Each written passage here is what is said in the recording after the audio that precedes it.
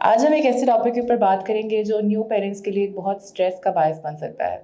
वो है new born babies का एक्सेसिवली रोना।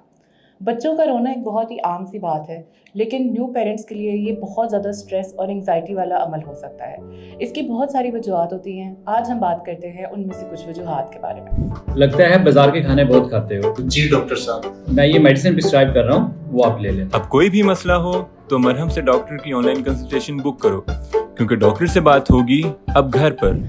अस्सलाम वालेकुम, मेरा नाम डॉक्टर माहम इमरान है। मैं एक चाइल्ड स्पेशलिस्ट हूँ और पिछले 7 साल से इस शोबे से मुंसलिक हूँ। सबसे पहले तो बच्चों के रोने की सबसे कॉमन वजह है वो है भूख लगना।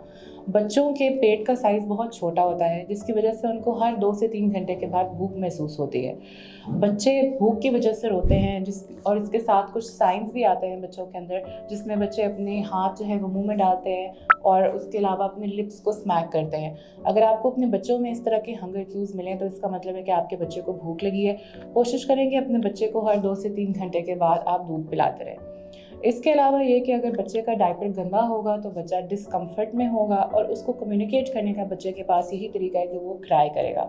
अगर आपको लगे कि आपके बच्चे का पेट भी भरा हुआ है लेकिन वो फिर भी रो रहा है तो आप एक दफ़ा उसका डायपर चेक कर लें और डायपर चेंज कर लें।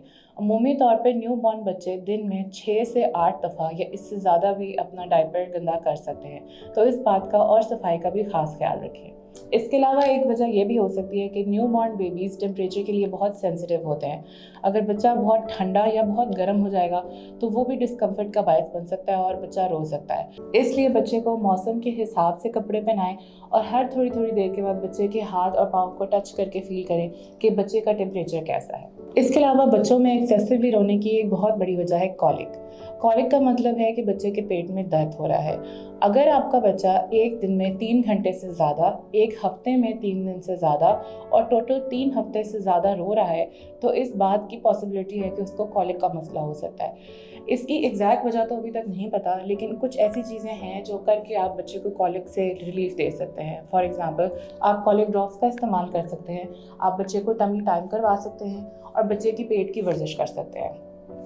इसके अलावा अगर बच्चा बहुत ज़्यादा थक जाएगा तो थकन की वजह से भी बच्चे रोते हैं। अमूमी तौर पे जैसे बड़े लोग होते हैं, एडल्ट्स होते हैं, जब वो थक जाते हैं तो वो रेस्ट कर लेते हैं, लेकिन बच्चे चूँकि इस चीज़ को फिगर आउट नहीं कर पाते कि वो क्यों थके हुए हैं, इसलिए वो फंसी हो जाते हैं और वो रोना शुरू हो जाते हैं। इसके लिए ज़रूरी है कि आप बच्चे के स्लीप पैटर्न को प्रॉपर्ली मॉनिटर करें और बच्चे के स्लीप टाइम के ऊपर उसको ओवर स्टिमुलेट ना करें। इसके अलावा बीमारी या दर्द की वजह से भी बच्चे रो सकते हैं। ये बहुत इंपॉर्टेंट चीज़ है कि पेरेंट्स को पता हो कि नॉर्मल और एबनॉर्मल में फ़र्क क्या है।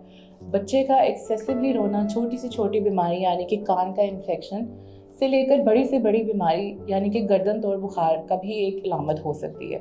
इसलिए अगर आपको लगे कि आपके बच्चे के अंदर कुछ इस तरह की चेंजेस आ रही हैं, जैसे कि बच्चा लेथार्जिक हो रहा है, दूध नहीं पी रहा और एक्सेसिवली रो रहा है, और ये जो नॉर्मल वजूहात मैंने बताई हैं उनके अलावा है, तो फौरी तौर पर अपने पीडियाट्रिशियन से रब्ता करें।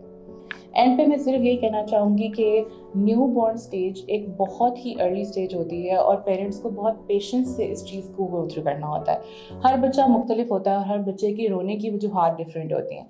सो सारे पेरेंट्स के लिए मेरा ये मैसेज है कि अपनी इंस्टिंक्ट को ट्रस्ट करें।